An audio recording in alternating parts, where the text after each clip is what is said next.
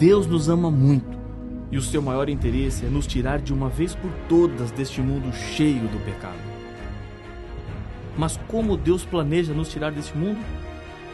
Será que Ele quer destruir por completo este mundo, matando tudo e todos, para nos levar para o céu?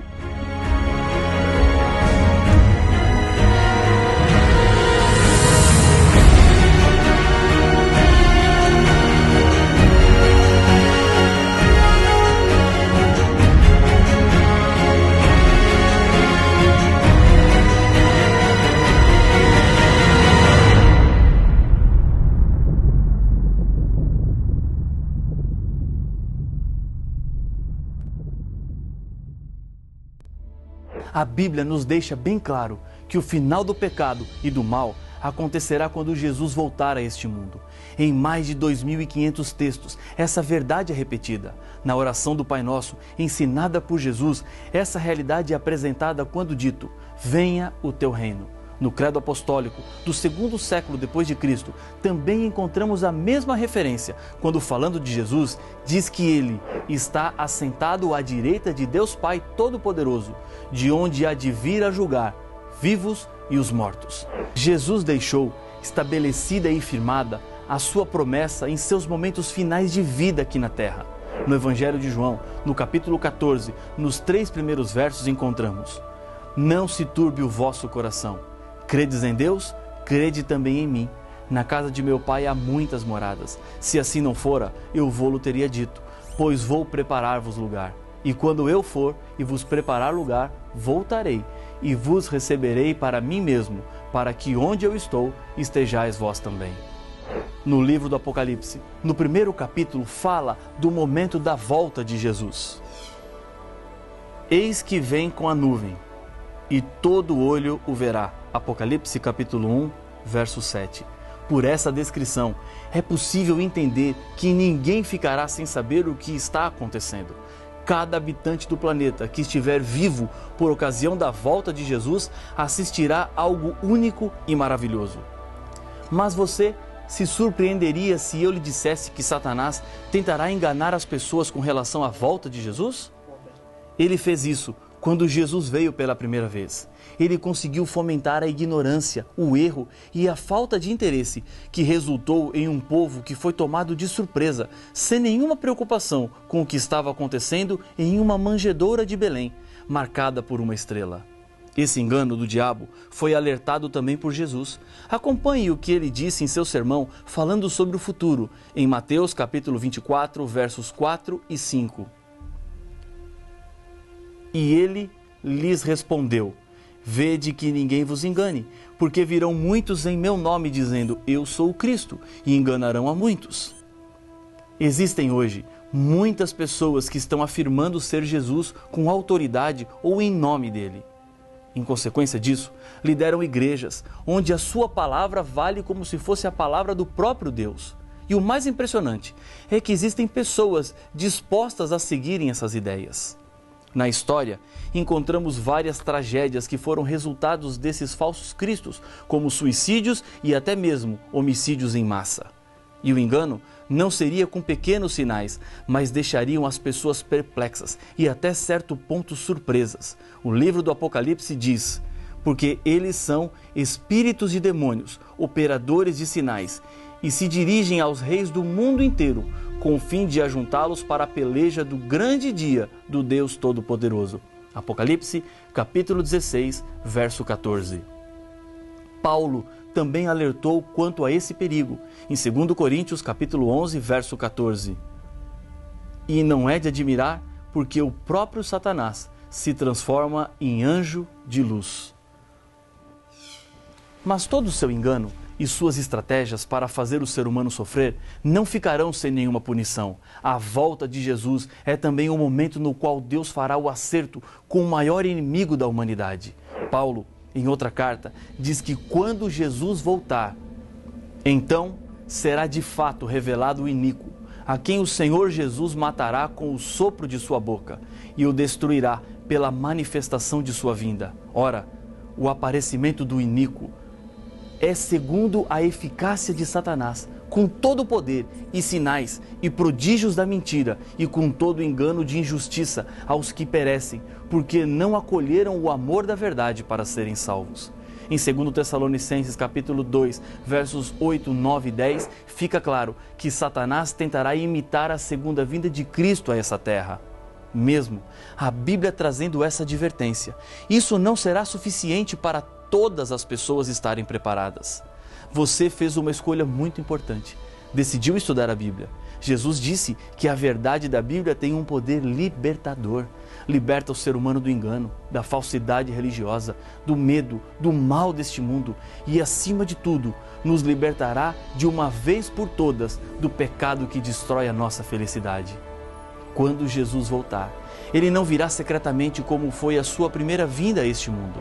O próprio Senhor Jesus disse: então, se alguém vos disser, eis aqui o Cristo, ou ei-lo ali, não acrediteis, porque surgirão falsos cristos e falsos profetas, operando grandes sinais e prodígios, para enganar, se possível, os próprios eleitos. Vede que vô-lo tenho predito. Portanto, se vos disserem, eis que ele está no deserto, não saiais, ou ei-lo no interior da casa, não acrediteis. Porque assim como o relâmpago sai do Oriente e se mostra até no Ocidente, assim há de ser a vinda do Filho do Homem. Mateus capítulo 24, versos 23 a 27. Não há nada de secreto em relâmpagos, imagem usada por Jesus para dizer que a sua volta será pública.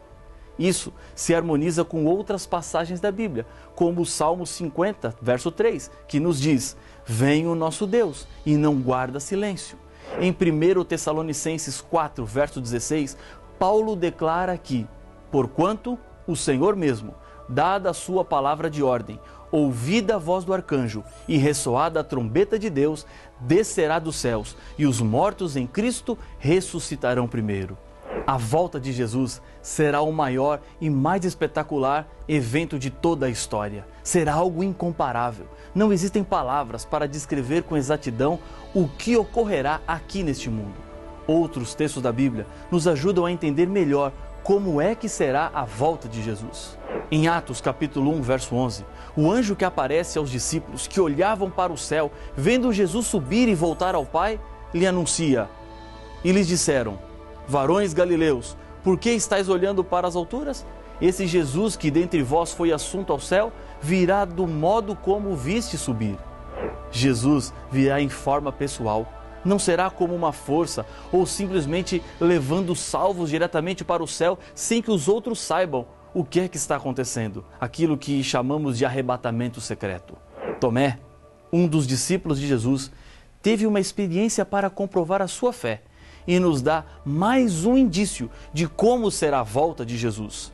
Jesus já havia ressuscitado e Tomé ainda não tinha visto. Mesmo diante dos testemunhos dos discípulos, Tomé não aceitou prontamente. A Bíblia apresenta que disseram-lhe então os outros discípulos: vimos o Senhor. Mas ele respondeu: se eu não vir nas suas mãos o sinal dos cravos, e ali não puser o dedo, e não puser a mão no seu lado, de modo algum acreditarei. João, capítulo 20, verso 25. Uma semana depois, Tomé encontra-se com Jesus, que lhe convida: põe aqui o dedo e vê as minhas mãos. Chega também a mão e põe-na no meu lado. Não sejas incrédulo, mas crente. João capítulo 20, verso 27. Jesus virá corporalmente. Quando ele ressuscitou, estava em seu corpo e é desse mesmo jeito que ele voltará para buscar os seres humanos fiéis que desejaram e escolheram viver a eternidade ao seu lado. O livro do Apocalipse diz que: eis que vem com as nuvens e todo olho o verá. Apocalipse 1:7. Jesus virá de forma visível e todos verão. Não haverá pessoa que não perceberá que Jesus está voltando. Essa promessa vale também para aqueles que nunca enxergaram nada e em sua vida, pela primeira vez, verão a volta do Senhor Jesus. Em sua primeira vinda à terra, Jesus veio sozinho do céu, no ventre de uma mulher. Mas isso não é o que acontecerá na segunda vez, porque Jesus nos diz: e ele enviará os seus anjos, com grande clangor de trombeta. os quais reunirão os seus escolhidos dos quatro ventos, de uma a outra extremidade dos céus. Mateus capítulo 24, verso 31. A segunda vinda de Jesus é o ponto alto do plano da salvação que Deus traçou para resgatar os seres humanos das garras do mal. Da mesma forma que, quando compro alguma coisa e pago e peço para que aguardem para que depois eu venha buscar, Jesus nos comprou com seu sangue. Ele quer que sejamos guardados entre os seus salvos enquanto Ele está preparando moradas no céu e finalmente Ele voltará para nos buscar, porque a salvação já está paga. Os anjos de Deus recolherão todos os fiéis dos quatro cantos do mundo e neste dia também será o momento do acerto de contas com Deus. No Apocalipse capítulo 22, verso 12, João nos diz que com a volta de Jesus, ele dirá: "E eis que venho sem demora, e comigo está o galardão, que tenho para retribuir a cada um segundo as suas obras." Naquele dia não haverá desculpas. A tendência de esquecer as nossas responsabilidades é percebida em muitos aspectos das nossas vidas. Grandes esforços são feitos em muitos tribunais para tentar inocentar um criminoso culpado. Algumas das desculpas dizem que ele não pode ser responsabilizado pelo que fez, pois quando era criança foi abusado e por isso tem esse comportamento agressivo. Quando dois carros batem, na maioria das vezes gera-se um impasse em quem é o culpado. Um sempre quer colocar a culpa no outro. Não está distante de nós o dia em que cada um dará contas de si mesmo a Deus. Diante de Deus, não podemos justificar as nossas culpas e nem querer colocar a culpa em alguém. Você precisa abandonar o que hoje está lhe afastando de Deus. Ele te chama para uma nova vida aqui na terra e assim, Ele quer lhe preparar para o dia do grande encontro. Será um momento de muita alegria, um dia maravilhoso para os salvos. Isaías, falando sobre esse dia, nos diz que tragará a morte para sempre. E assim enxugará o Senhor Deus as lágrimas de todos os rostos e tirará de toda a terra o opróbrio do seu povo, porque o Senhor falou. Isaías capítulo 25, verso 8. Momento do reencontro com pessoas queridas, mães com seus filhos, filhos com seus pais, pessoas que foram separadas de nós por causa de tragédias, abraços carregados de saudades, mas ao mesmo tempo comemorando um tempo de paz e alegria que nunca mais terá fim. Eu quero encontrar algumas pessoas que deixaram marcas positivas em minha vida, mas que por causa da morte já não estão mais aqui. Será o fim de todo o mal. Para aqueles que não se entregaram, a volta de Jesus, ao invés de ser um momento de alegria e comemoração, será um tempo de choro, angústia e medo. Diz a Bíblia que na volta de Jesus, e o céu recolheu-se como um pergaminho quando se enrola. Então, todos os montes e ilhas foram movidos do seu lugar.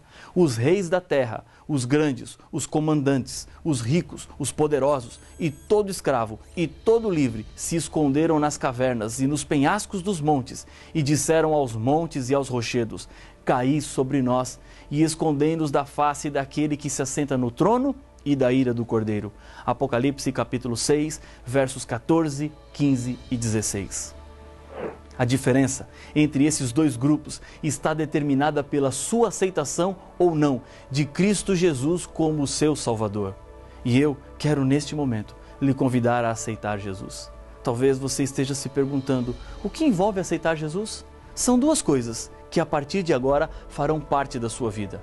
Primeiro, aceitar Jesus significa reorganizar sua vida de acordo com a Bíblia Sagrada. Jesus deixou isso bem claro no Sermão do Monte, quando disse: "Todo aquele, pois, que ouve estas minhas palavras e as pratica, será comparado a um homem prudente, que edificou a sua casa sobre a rocha, e caiu a chuva, transbordaram os rios, sopraram os ventos, e deram com ímpeto contra aquela casa, que não caiu, porque fora edificada sobre a rocha. E todo aquele que ouve estas minhas palavras e não as pratica, será comparado a um homem insensato, que edificou a sua casa sobre areia. E caiu a chuva, transbordaram os rios, sopraram os ventos, e deram com ímpeto contra aquela casa, e ela desabou, sendo grande a sua ruína." Mateus capítulo 7, versos 24 a 27. Segundo, aceitar Jesus significa obediência às leis de Deus. No mesmo Sermão do Monte, Jesus explica que Nem todo o que me diz Senhor, Senhor entrará no reino dos céus, mas aquele que faz a vontade de meu Pai que estás nos céus. Muitos naquele dia hão de dizer-me, Senhor, Senhor, porventura não temos nós profetizado em teu nome, e em teu nome não expelimos demônios, e em teu nome não fizemos muitos milagres? Então lhes direi explicitamente, nunca vos conheci. Apartai-vos de mim, os que praticais a iniquidade. Mateus capítulo 7, versos de 21 a 23. Depois de sua volta, Jesus tem preparado para os salvos uma nova vida perfeita. A Bíblia diz, e lhes enxugará dos olhos toda lágrima, e a morte já não existirá, já não haverá luto, nem pranto, nem dor, porque as primeiras coisas passaram. Apocalipse capítulo 21, verso 4. O que é que torna o céu tão atrativo? Será que posso afirmar que são as ruas de ouro ou as portas de pérolas? Não, nada disso. O céu nos atrai porque ali poderemos ver face a face aquele que nos amou tanto que entregou-se para que pudéssemos ter a vida eterna. E é por causa de Jesus que um dia quero estar no céu. E Jesus quer muito ter você com Ele no céu. Deus, nesse momento, está apelando ao seu coração. Chega de lutar sozinho. Deus quer lutar ao seu lado. Ele te ama. Importa-se com a sua vida. Ele vai voltar. E hoje, o que você tem que fazer é dizer, Senhor, eu quero me preparar para viver a eternidade ao seu lado. Se essa é a sua decisão, ore comigo. Senhor, a Tua palavra, a inspiração que nos deixaste, nos mostra que há uma saída para todo o problema do mal deste mundo, a Tua volta. Neste momento, comigo ora este Teu filho, esta Tua filha, que decide agora preparar-se para o dia do grande encontro. Por isso, eu coloco estas vidas nas Tuas mãos, no nome de Jesus. Amém. Satanás está furioso, porque a Bíblia Sagrada mostra quem realmente ele é. Nenhum problema é tão grande que Deus não tenha uma solução, até mesmo para a morte. A ressurreição dos mortos não é nenhuma surpresa dentro da Bíblia. Mas como Jesus irá ressuscitar pessoas que morreram cremadas ou que se perderam nas profundidades dos mares? Jesus ressuscitará a todos ou só as pessoas que o escolheram como seu salvador pessoal? Para saber as respostas, não perca o próximo episódio de Apocalipse, o fim revelado.